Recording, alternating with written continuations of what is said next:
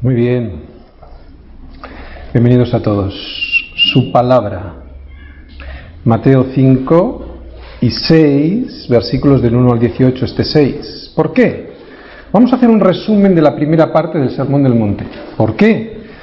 Porque lo he titulado La sola escritura. Sabéis que mañana es día 31 de octubre y mañana es el día de la Reforma.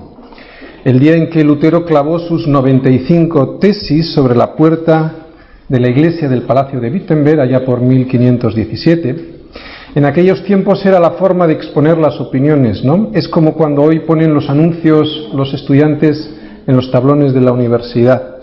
Ese 31 de octubre se convirtió en el punto de partida de una reforma que despojó al cristianismo de las ligaduras de impiedad que vimos en Isaías 58, versículo 6, que encadenaban la libertad de conciencia de millones de cristianos. Desde entonces la sola escritura volvió a ser el único referente para los cristianos en materia de fe y conducta.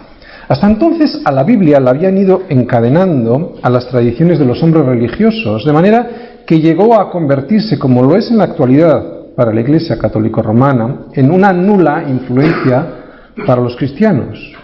Para los católicos la Escritura no vale nada o casi nada. Para ellos primero está el Papa, luego la tradición, el magisterio de la Iglesia y en tercer lugar la Biblia. Esto quiere decir que si hay algo en la Biblia que contradice al Papa en sus declaraciones ex cátedra o a la tradición, prima evidentemente lo que dice el Papa o el magisterio de la Iglesia católico-romana, mucho antes que la Biblia. Por eso esta reforma significó el triunfo de la fe y de la gracia sobre las tradiciones que los hombres habían propugnado y encarcelado así a la Escritura, ¿no? Cárcel que sigue hoy teniendo su máxima expresión en este tipo de religiones, ¿verdad? O en este tipo de hombres religiosos. Pero atención, nos puede ocurrir también a nosotros esto. Por eso el Señor nos advierte a los religiosos que viendo no ven y oyendo no oyen ni entienden. Así que hoy vamos a intentar despojarnos de toda la religiosidad y escuchar bien lo que el Señor tiene en su palabra para nosotros. Hoy quisiera hacer un homenaje a la Biblia, aprovechando que estamos en la mitad del Sermón del Monte y que mañana es 31 de octubre. Así que vamos a repasar todo lo que el Señor Jesús nos ha dicho en este sermón durante esos meses, las palabras del Señor en el Sermón del Monte. Hemos hablado muchas veces que el reino de los cielos no es algo que tenga que esperar a morirme para verlo. Es verdad que su instalación al fin de los tiempos será en toda su plenitud, pero hoy puedo disfrutar de este reino de los cielos. Jesús me dice que puedo disfrutar ya en mi corazón de este reino de los cielos. Si el reino de los cielos, atención, si el reino de los cielos no está en mí, por mucho que me llame cristiano, lo único que provocaré en los demás es una vacuna, vacunarles contra Cristo. El reino de los cielos ha venido y se ha acercado. El reino de los cielos es Cristo reinando en nuestras vidas. Lo vuelvo a repetir, lo dice la Escritura y todos lo sabemos. El reino de los cielos es Cristo reinando en nuestras vidas. Si tú conoces el reino de los cielos, entonces es que Cristo está reinando en tu vida, pase lo que pase a tu alrededor. Si tú no conoces el reino de los cielos, es que Cristo no está reinando en tu vida. Cantas, escuchas el sermón, hablas con los cristianos, vienes a la iglesia, pero no conoces el reino. Parece que todo está bien, pero solo es una apariencia. Falta el gozo del Espíritu, eso que sentimos los cristianos en nuestro interior, pase lo que pase alrededor. Lo decíamos varios domingos atrás. ¿Recordáis lo que os decía? Que yo puedo tener el pasaporte del Reino de España, pero que si yo no ejerzo los derechos que me da esa ciudadanía, mi pasaporte no pasa de ser simplemente un papel sin beneficio ninguno a mi vida. Si yo quiero los beneficios del reino de los cielos, necesito, además del pasaporte de la conversión, necesito poner en práctica esos derechos, esas bendiciones que me dice Cristo que tengo en la palabra que tengo para mi vida, que vienen cuando soy súbdito de ese reino.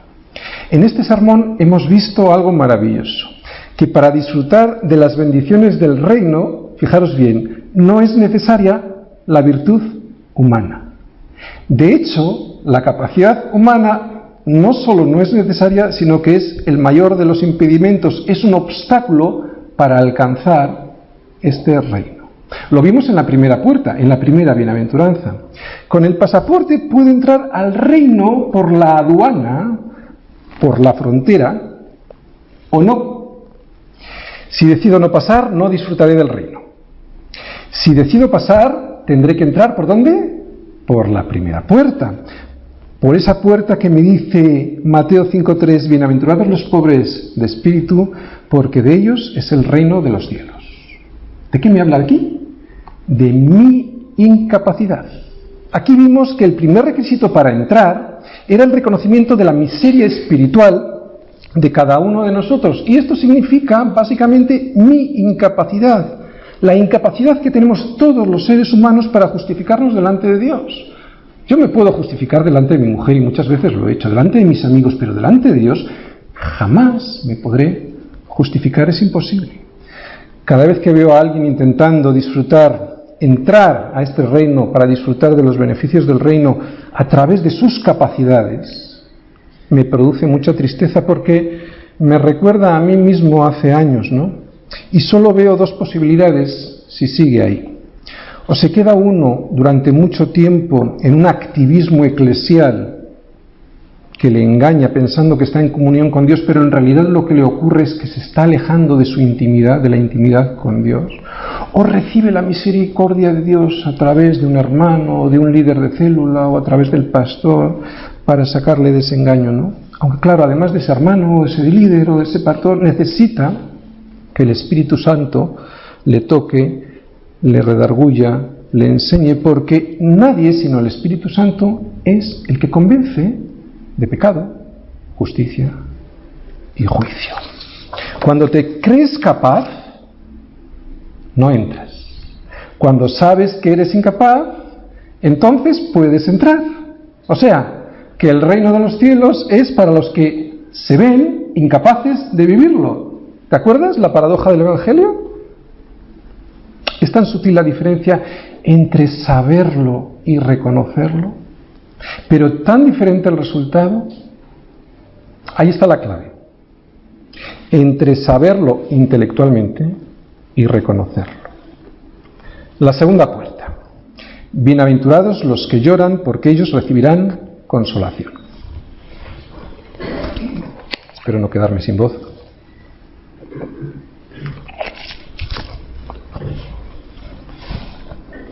¿De qué habla aquí? De mi dolencia. Esto significa que cuando me doy cuenta de mi situación tan desastrosa, lloro por ello. ¿Lloro por qué? ¿Porque me duele algo? No, lloro porque he negado con mi vida a Cristo. ¿Por qué lloró amargamente Pedro? Porque recordó que le había negado al Señor, ¿no? ¿Cuántos de nosotros estamos negando con nuestra vida al Señor? Yo espero no estar negándole ahora, ¿no?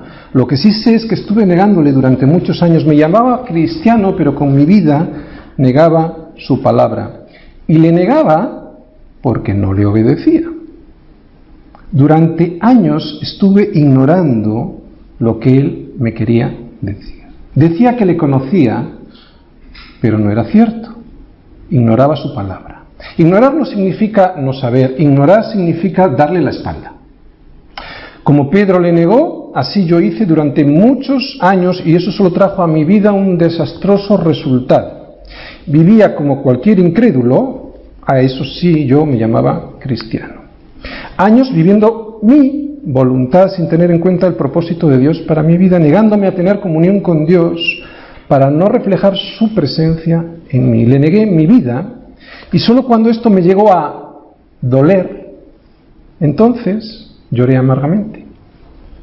Pero duró poco, porque ¿cuál es la promesa?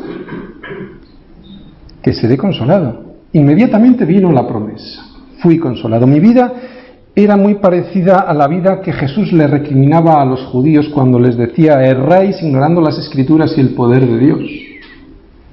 Otra vez aquí la palabra ignorar no significa no saber, sino lo que significa es mirar para otro lado para no obedecer. Para no obedecer, ¿qué? Pues el consejo de Dios a mi vida. Tercera puerta.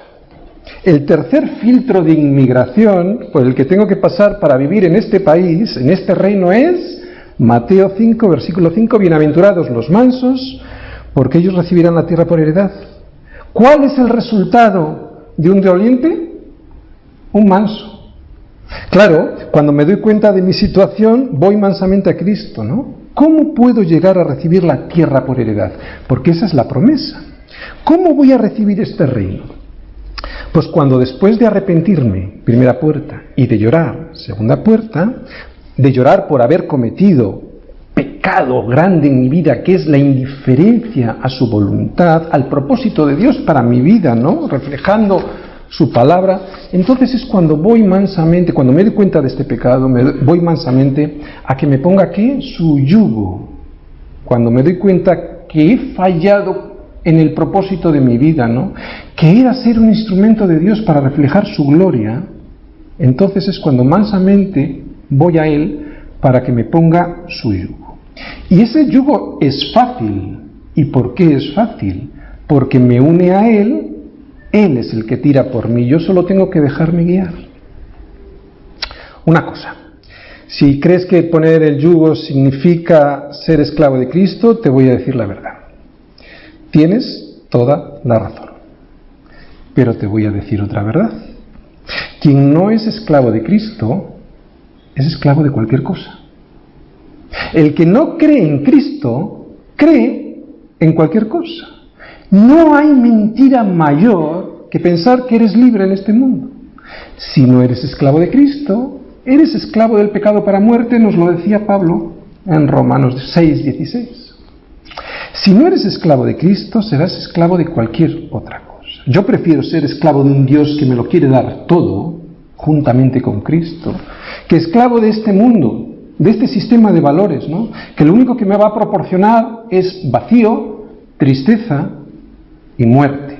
Y todo el mundo que no tiene a Cristo está así, Está así aunque disimulen, aunque no lo reconozcan. Incluso yo, como cristiano, que cuando ignoraba las Escrituras y el poder de Dios en mi vida, así también estaba, ¿no? Mi vida no se diferenciaba en nada de la de los demás incrédulos. Pero me dijo el Señor, bienaventurado, si lo reconoces. Bienaventurado cuando digas, sí, Señor, te he negado tantos años, porque entonces recibirás la tierra por heredad. ¿Qué significa esto? Pues mira, que todas las cosas que tenías, o que pensabas que tenías, porque te poseían, ahora las disfrutas porque ya no te poseen, eres libre de ellas. Cuarta puerta.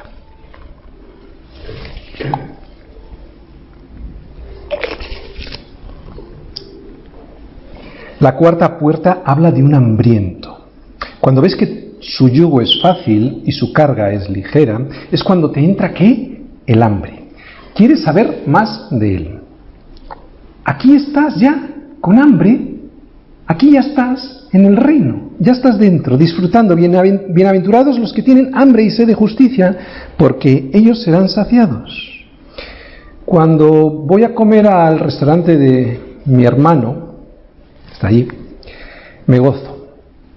Mira, lo disfruto antes de llegar. Lo disfruto mientras degusto los platos que me sirve. Y lo disfruto cuando llego a casa porque me acuerdo de lo rico que comí. Así es su palabra. Hoy estamos hablando de su palabra. La disfruto antes de llegar a la iglesia pensando lo rico que me va a saber.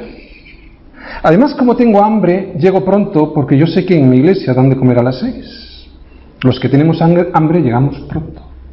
¿No? Si no tienes hambre no llegas pronto. O no llegas. La disfruto cuando estoy en la iglesia porque canto Biblia, porque me comparten Biblia, porque me predican Biblia. Y la disfruto también después, en casa, porque me deleito en sus estatutos. Todo esto me produce un gusto que me hace querer volver para que me vuelvan a servir esa comida. Me hace regresar al restaurante. Solo deseo volver a comer rico, ¿no? Esto es tener hambre y sed de Cristo. Quinta puerta. Es su misericordia. al recibir su justicia, recibo su misericordia, que consiste en que Dios no me da lo que merecía. Mateo 5, versículo 7, bienaventurados los misericordiosos porque ellos alcanzarán misericordia. Y por lo tanto, como rasgo de su paternidad, como prueba de que me parezco a mi Padre, puedo dar misericordia a aquel que no mereciéndola, al igual que yo, le eximo de toda culpa gratuitamente. Algo que no está en mi naturaleza, sobre todo en mi naturaleza. Yo no tengo esa naturaleza, yo no tengo esa capacidad para perdonar sin esperar nada a cambio ni tenérselo en cuenta. Yo no soy así, yo no sé si hay gente con esa capacidad natural, yo no creo que exista gente con esa capacidad natural, pero desde luego yo no la tengo. Por eso cuando veo en mí ese rasgo, sé que no es mérito mío, porque yo no puedo, y le doy toda la gloria a Él. Ahora, los que tienen una naturaleza así, o creen que la tienen porque la Escritura nos dice que no hay ni aun uno que sea bueno, ¿verdad? En Romanos 3:12 nos dice Pablo, recordando Salmos 14, creo recordar. Estas personas que creen que son buenas tienen un gravísimo problema. Porque yo sé que soy bienaventurado, y lo sé porque reconozco mi miseria, eso me lo dice la primera puerta, la primera bienaventuranza, que soy bienaventurado, sí lo reconozco. Pero si hay alguien que piensa que por su gran calidad humana puede llegar a compararse con Cristo y por lo tanto puede entrar al reino de los cielos por sus propios méritos, está muy equivocado. Así que lo que pudiera ser en apariencia una gran ventaja se puede convertir en su mayor desgracia si no llega a reconocer que es un pobre en espíritu como lo somos todos. Si yo puedo dar misericordia es porque primero la recibí. Yo sé que Él me escogió porque no valgo nada. De esa manera la gloria siempre se la lleva a Él. ¿Por qué crees que escogió al pueblo de Israel? Porque el pueblo de Israel era el más insignificante de todos los pueblos, ¿no? Deuteronomio 7:7 dice, no por ser vosotros más que todos los pueblos os ha querido Jehová y os ha escogido, pues vosotros erais el más insignificante de todos los pueblos. Fijaros, no eligió a Egipto ni a Persia, que eran naciones poderosas y con gran sabiduría humana en aquel entiendo, no, eligió a un pueblo que olía a oveja. Un pueblo errante como lo era yo antes de conocer a Cristo, ¿no? ¿Para qué? Para que toda la gloria se la lleve Él y de esa manera todos se admiraran del poder de Dios. Pero claro, hay que estar despierto para ver esto, ¿no? Israel, ese pueblo escondido allá por el oriente, pequeñito, es el único pueblo de la antigüedad que ha sobrevivido hasta el día de hoy. Sexta puerta, que era tener un limpio corazón.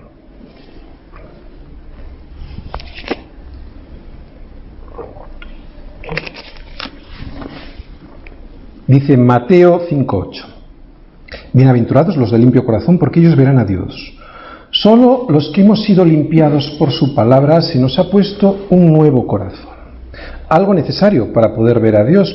Por eso solo reconocemos a Dios, solo vemos a Dios, aquellas personas que nos ha sido puesto un nuevo corazón. Y lo vemos en todas las cosas, independientemente de las circunstancias que nos rodeen. Por eso yo soy bienaventurado, porque con mi nuevo corazón yo puedo ver a Dios. La gente dice, yo quiero ver a Dios. Con un corazón sucio no puedes ver a Dios. Necesitas un corazón no adúltero. ¿Recordáis lo que significaba esto? Era un corazón que no tuviera doble intención, con doble fidelidad o con una sola, que fuera no la de Dios, ¿no? No se puede servir a dos señores. Séptima puerta. Era que serías un pacificador, te convertías en alguien que llevaría la paz a otros que están en guerra. ¿Con quién? Con Dios. Aquellos que no le crean a Dios, esos están en guerra con Él aunque no lo sepan, o aunque no se lo crean. Porque todo aquel que no acepta a Cristo, la palabra nos dice que está en guerra con Dios. 5:9, Mateo 5:9 dice: bienaventurados los pacificadores, porque ellos serán llamados hijos de Dios. O sea que un rasgo de ser hijo de tu Padre es que llevas el Evangelio de la paz a otros. Atención, no te vayas a poner corriendo ahora por la calle a predicar el Evangelio. Lo llevarás de manera natural, ¿no? Como un padre, o mejor dicho, como un hijo se parece a su padre, no lo fuerza, se parece y le sale, ¿no? De manera natural, te sale de dentro, como hemos dicho, como cuando te pareces mucho a tu padre, ¿no? No puedes dejar de hablar del Evangelio, porque la bienaventuranza consiste en esto: ser hijo de Dios. Y el hijo, como decimos, se parece a su padre. Este anuncio de la paz es el anuncio del Evangelio. Y el anuncio del Evangelio sabemos todos que es dar, ¿qué? Buenas noticias. Claro, buenas noticias a aquellos que reconocen en su vida las malas noticias, ¿no? Los que no lo reconozcan llegarán delante de Dios con sus justicias y Dios les dirá que no llegan, que no vale. Les dirá que Él envió a morir a su Hijo para que tú ahora vengas con tus justicias diciendo que no era necesario que Él muriera, que con tu buen comportamiento era suficiente, que has hecho el tonto, Dios enviando a morir a tu Hijo porque yo lo valgo, como dice el anuncio. Si las buenas obras contaran para justificarse delante de Dios, por demás murió Cristo, ¿no? Unos entrarían por buenos, a otros se les echaría por malos, pero Cristo vino a morir, ¿por qué? Porque todos somos malos. ¿O no te crees que todos somos malos? Lo dice la Biblia, no hay quien haga lo bueno, no hay ni aun uno. Lo dice Pablo en Romanos 3:12. Pero también lo dice tu conciencia, ¿o no? Porque ¿quién no ha sentido celos o siente celos en su vida? ¿O ira, o envidia, o ganas de liquidar a alguien? ¿Quién no desea a la mujer del prójimo, o engañar, o quedarse con lo que no es suyo? Desengáñate, no te creas la mentira de que todos somos buenos, no es cierto. Él, Cristo, pagó en la cruz. ¿Qué es lo que pagó? Lo que yo merecía pagar. Pero solo se me computará esa sustitución si yo la acepto. Solo heredo una fortuna si la acepto. Si desecho la herencia, no la podré disfrutar, ¿no? Es puro sentido común. El regalo está ahí, solo tengo que aceptarlo. Luego no vale lamentarse. Si en Getsemaní el Padre no aceptó el ruego de que pasase de Cristo ese cáliz, ¿y cuál era el cáliz? Pues el de sustituirme a mí y a ti en la cruz, ¿no? Si no pasó ese ruego, mucho menos pasará el lamento de quien, teniendo ahora y aquí la oportunidad de ser limpio por su sangre, le desprecia. Bienaventurados los pacificadores, nos dice, así que ya sabes, si eres hijo de Dios, hablarás de Jesucristo y no del Jesucito de mi vida, Jesucito de mi amor, que bien bonito que es porque le tienen muy callado. Este Cristo que te obliga a tomar decisiones profundas en tu vida es el que salva, no el lindo y calladito que ahora en Navidades nos van a presentar. Pedro, Hechos 2.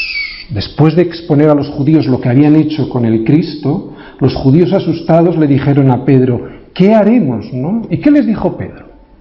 Arrepentíos y bautícese cada uno en el nombre del Señor Jesucristo.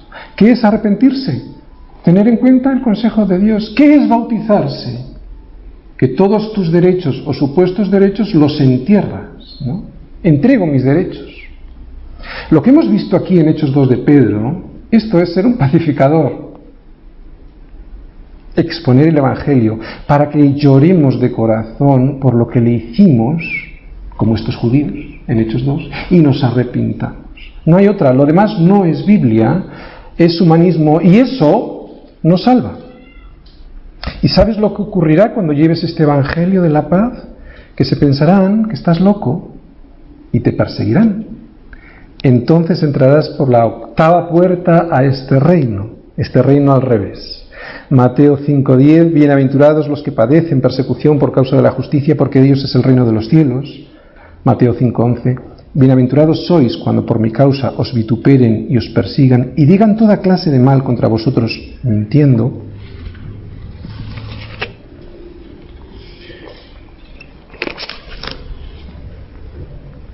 Mateo 5:12, gozaos y alegraos porque vuestro galardón es grande en los cielos, porque así persiguieron a los profetas que fueron antes de vosotros.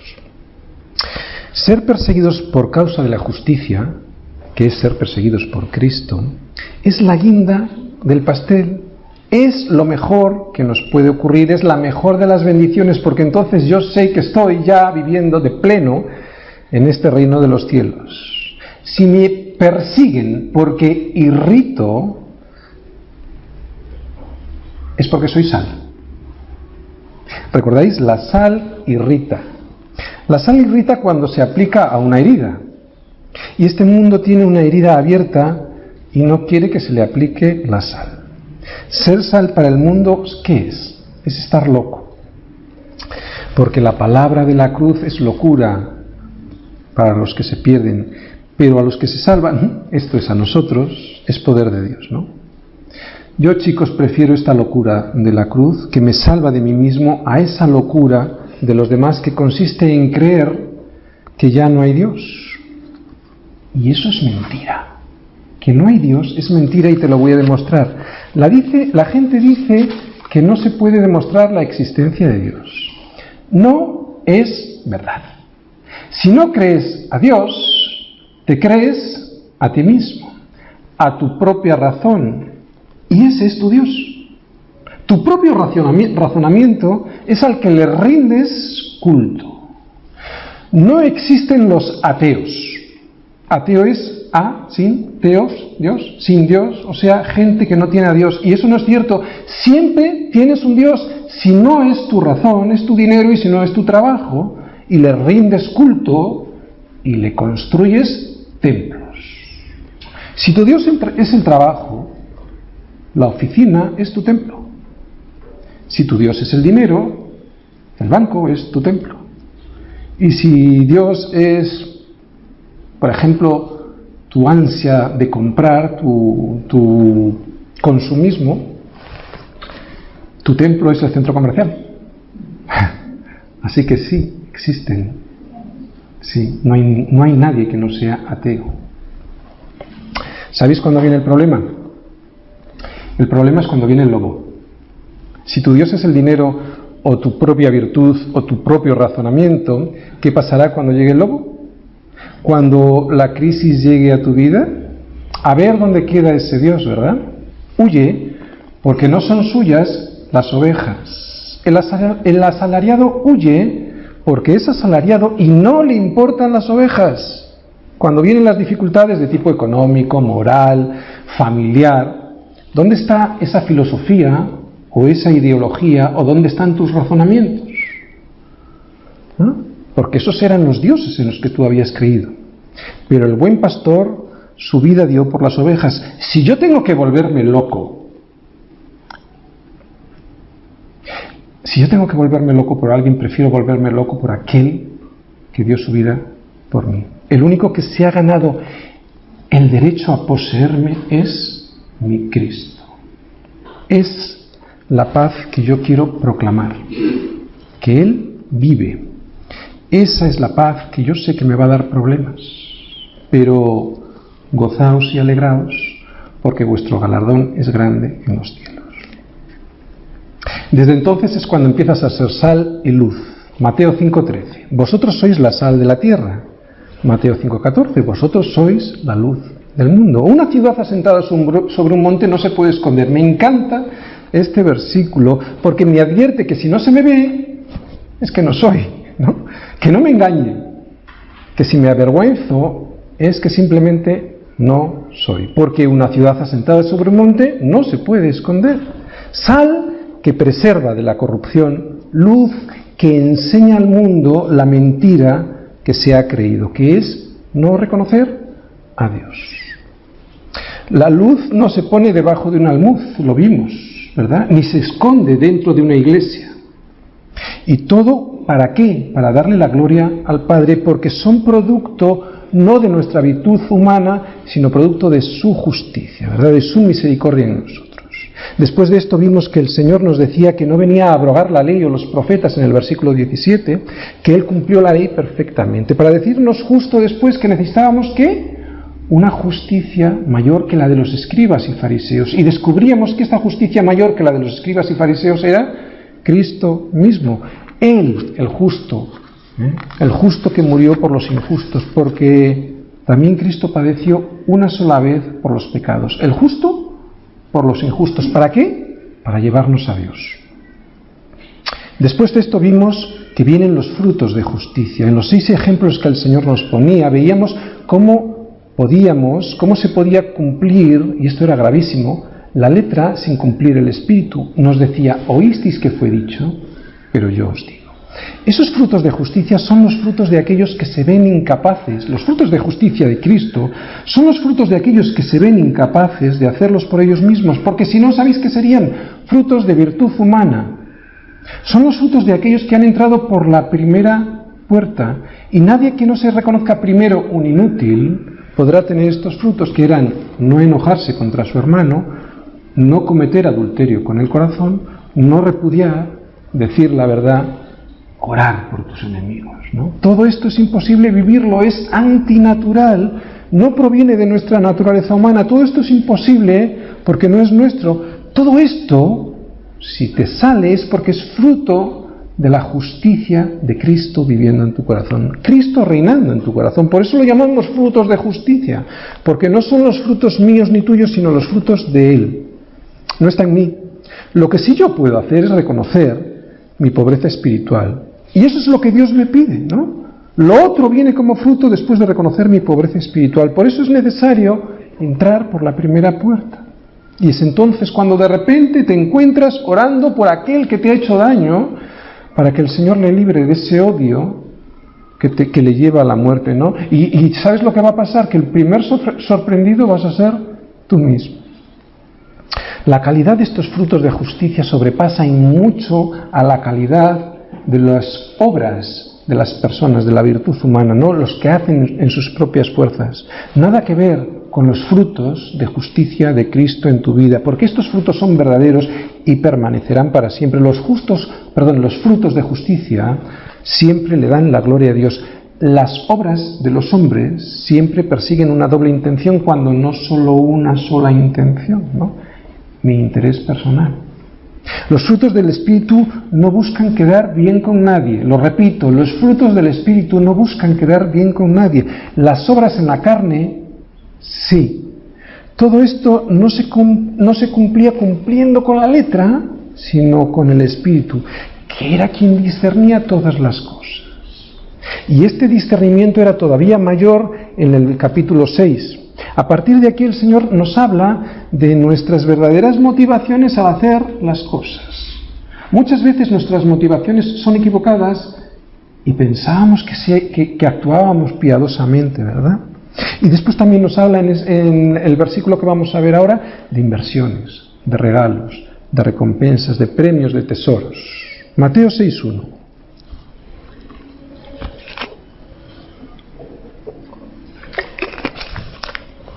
Guardaos de hacer vuestra justicia delante de los hombres, para ser vistos de ellos. De otra manera, no tendréis recompensa de vuestro Padre que está en los cielos.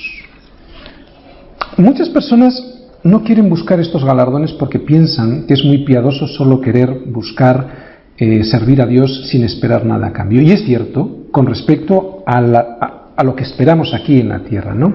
Pero no es cierto con respecto a los premios que se nos otorgarán en el cielo. Él dice que hay recompensas, y yo debo de desearlas. Yo sí quiero esas recompensas y esos premios. Mirad, yo los quiero todos.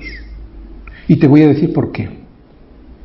Yo no estaré delante del gran juicio del trono blanco, el que viene en Apocalipsis 20, porque este juicio es para todos aquellos que le dieron la espalda a Cristo al negar al Señor, ¿no? Allí estará todo aquel que haya negado a Jesús, al no aceptar su sacrificio en la cruz como sustituto por Él mismo, por preferir los regalos de este mundo. En ese momento se enfrentarán esas personas a su propio juicio y a su propia condena. Pero hay otro juicio que yo sí voy a pasar, y la Biblia lo llama el tribunal de Cristo. Allí se probará como por fuego toda obra, de manera que si se quemare sufriré pérdida, aunque seré salvo. Pero si no se quemare, tendré recompensa. O sea que sí hay recompensa. Ahora bien, atención, estas obras de las que habla aquí tendrán que haber sido sobreedificadas en la roca que es Cristo. Por eso cuando los cristianos se presenten con obras hechas en la carne, sin haber puesto su confianza en Cristo, ¿recordad lo que era fe? Fe era obedecer, primero rendirse, obedecer y confianza. Cuando tú haces cosas sin poner la confianza en Cristo, eso no son obras de justicia, sino obras en la carne, y serán desechadas porque no le dan la gloria a Él. Las has hecho en tus fuerzas. Dice Pablo en 1 Corintios 3, 14 y 15, si permaneciere la obra de alguno que sobreedificó, ¿dónde? En Cristo, recibirá recompensa. Si la obra de alguno se quemare, él sufrirá pérdida, si bien él mismo será salvo, aunque así como por fuego. Parece que pasar de esa manera, ¿verdad?, de refilón en el reino de los cielos será suficiente, pero ¿sabes qué? Yo creo que en ese día, en el que Cristo esté recibiendo todos los honores y toda la gloria del universo entero, será una vergüenza si yo no le llevo ningún regalo. Estas recompensas son coronas, pero no para que las lleves en el cielo porque deben de pesar mucho. Son las coronas de vida, las coronas de gloria, de victoria, que serán entregadas a aquel que se las merece, Cristo. Serán entregadas por ti, si te fueron concedidas, para que se las regales en ese día al que te hizo tan grande regalo, que es salvarte muriendo por ti. ¿Te imaginas ese día? ¡Qué vergüenza si no le llevas ningún regalo! Por eso yo sí quiero todas las recompensas que pueda, que me serán entregadas si he construido sobre la roca que es Cristo, no para jactarme, sino para poner delante de sus pies las obras que Él previamente ganó para mí. En el versículo 1 de este capítulo 6 dice el Señor un principio que luego nos lo explica con 3 ejemplos. El principio era: guardaos de hacer vuestra justicia delante de los hombres para ser vistos de ellos, de otra manera no tendréis recompensa de vuestro Padre que está en los cielos.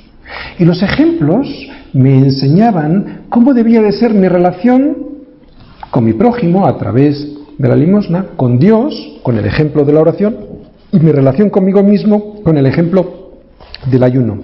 Y que muchas veces, aprendimos esto, que muchas veces esas acciones tan piadosas, dar limosna, orar, ayunar, las hacía con motivos equivocados, para ser vistos por los hombres. Y entonces que ya tenía mi recompensa, ya no había más recompensa. El Señor me dice, o yo entiendo en estos versículos, quítate la máscara de la religión y de la liturgia. Cuando des limosna, hazlo en secreto. Cuando hagas oración, no seas hipócrita para ser visto de los hombres, y con el ayuno no lo hagas para parecer muy espiritual. El ser humano es terriblemente litúrgico, y eso esconde un deseo oculto, y es no obedecer. El hombre litúrgico piensa que al hacer las cosas externamente va a dejar a Dios boquiabierto. Y resulta que eso lo hace, como nos dice en Isaías 58:3, para su propio gusto. Y con un motivo, para no obedecer de verdad, y esto lo vimos en Isaías 58, los mandamientos de Dios. Así que dejemos de pretender alucinar a Dios con nuestras liturgias. De una vez enseñémosle en nuestro corazón que muchas veces está lleno de basura. Por lo tanto, una persona que no está rendida a la autoridad de Cristo no sabe, ni puede, ni le vale de nada ni la limosna, ni la oración, ni el ayuno. Porque esto también son frutos de justicia, no son obras en la carne. Es un fruto de Cristo reinando en tu corazón. Hay gente que ora o que ayuna o que da limosna, pero que ya tiene en esta tierra su recompensa. Solo hay 2 tipos de recompensa, nos dicen en estos versículos, 2 y nada más. O la del padre de mentira, o la del padre de verdad. Y yo prefiero la recompensa de mi Padre Celestial. La parábola del fariseo y el publicano es excepcional en cuanto a este tema. Vamos a leerla. Vamos a Lucas 18, del 9 al 14. Lucas 18.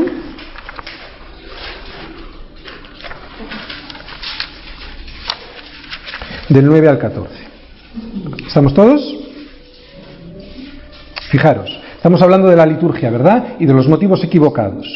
Dice: a unos que confiaban en sí mismos como justos y menospreciaban a los otros, dijo también esta parábola. 2 hombres subieron al templo a orar. Uno era fariseo y el otro publicano. El fariseo, puesto en pie, oraba consigo mismo de esta manera: Dios, te doy gracias porque no soy como los otros hombres, ladrones, injustos, adúlteros, ni aun como este publicano. Ayuno 2 veces a la semana, doy diezmos de todo lo que gano. Mas el publicano, estando lejos, no quería ni aun alzar los ojos al cielo, sino que se golpeaba el pecho diciendo: Dios, sé propicio a mí, pecador. Os digo que éste descendió a su casa justificado antes que el otro, porque cualquiera que se enaltece será humillado, y el que se humilla será enaltecido.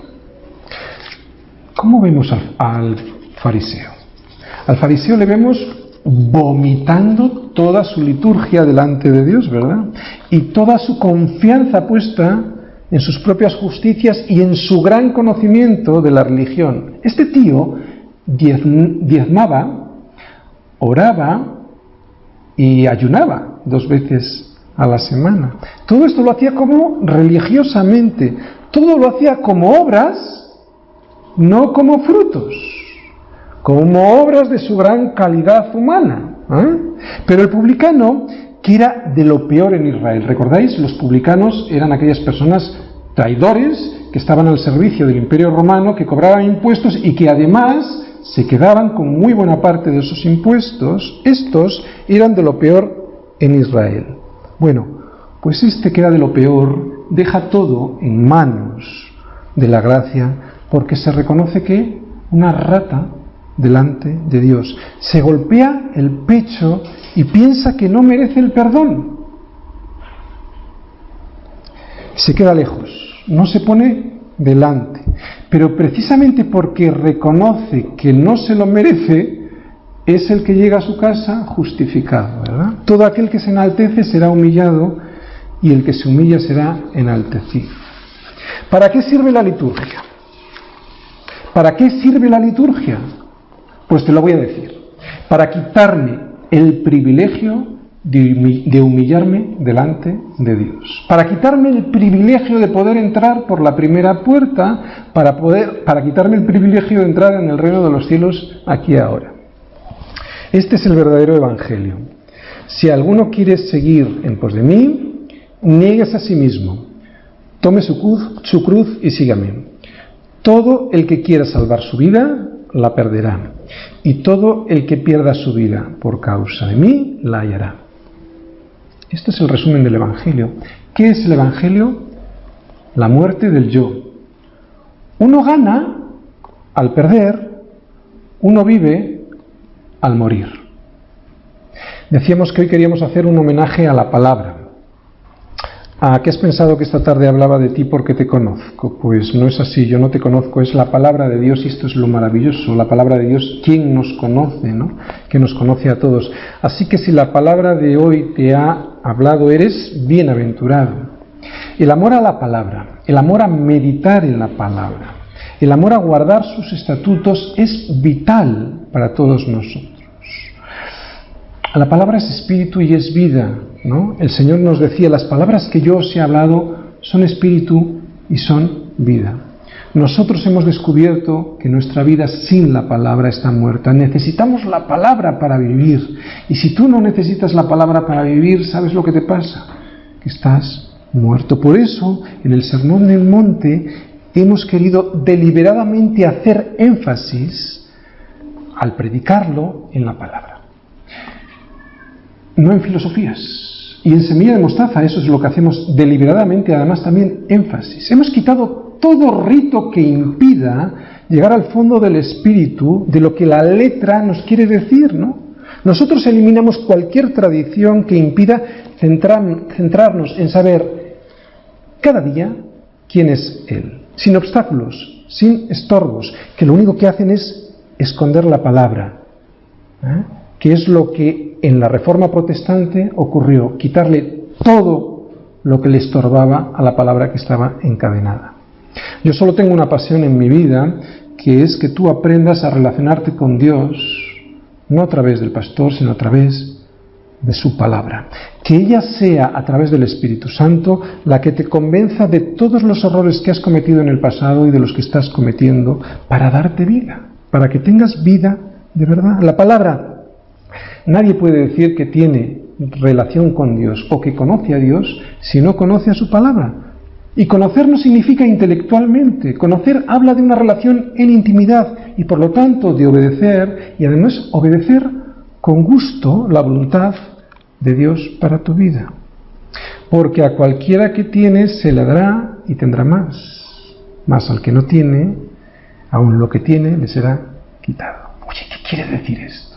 Bueno, pues que todo aquel que tenga la disposición en su corazón de arrepentirse porque sabe que no conoce al Señor, el Señor le dará más, ¿qué? ¿Dinero? No, más disposición, más conocimiento. Por eso dice que tendrá más. Pero al que no tiene, ¿qué? ¿Dinero? No. Al que no tiene la disposición de recibir su palabra, su consejo, su instrucción, a ese incluso lo que tiene o lo que cree que tiene, le será quitado. Es el reino al revés del Sermón del Monte, en realidad es el reino al derecho. ¿Amas a Dios? Pues seguro que amas su palabra, porque Dios hizo todas las cosas a través de su palabra. Y esa palabra se hizo carne y habitó entre nosotros, ¿no? Dios no está separado de su palabra.